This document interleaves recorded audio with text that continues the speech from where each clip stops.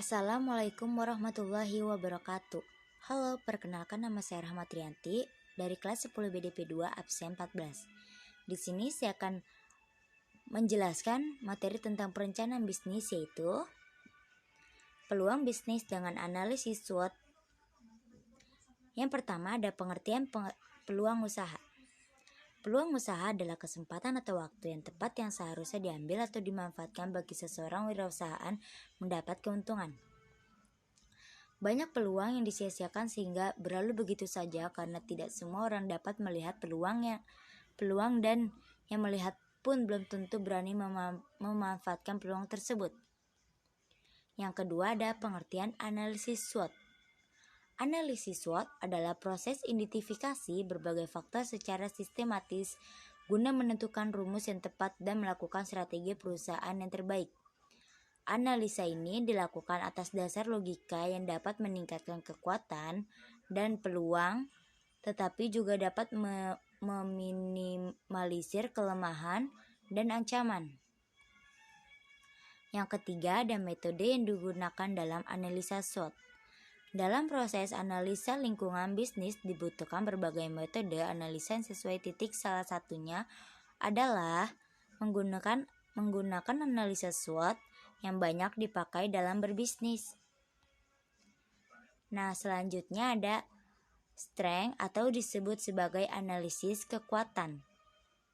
Strength atau disebut sebagai analisis kekuatan titik yakni situasi apapun kondisi merupakan gambaran kekuatan dari suatu organisasi atau perusahaan pada saat ini.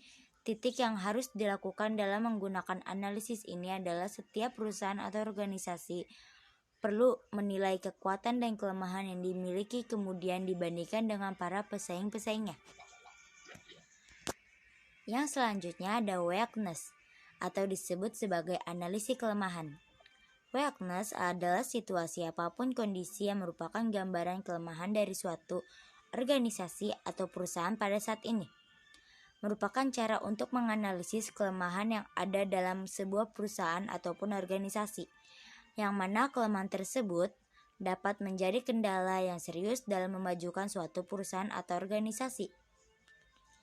Selanjutnya ada opportunity atau disebut sebagai analisis peluang. Opportunity adalah situasi atau kondisi yang merupakan gambaran peluang yang ada dari sisi luar suatu organisasi atau perusahaan dan gambaran tersebut dapat memberikan peluang berkembangnya suatu organisasi atau perusahaan di masa depan. Opportunity merupakan analisis yang digunakan untuk mencari peluang ataupun terobosan yang memungkinkan suatu perusahaan atau organisasi bisa baik di masa kini ataupun masa yang akan datang. Yang terakhir ada threats atau disebut sebagai analisis ancaman. Threats atau disebut sebagai analisis ancaman yaitu situasi atau kondisi yang merupakan gambaran ancaman dari suatu perusahaan atau organisasi dalam menjalankan suatu usaha.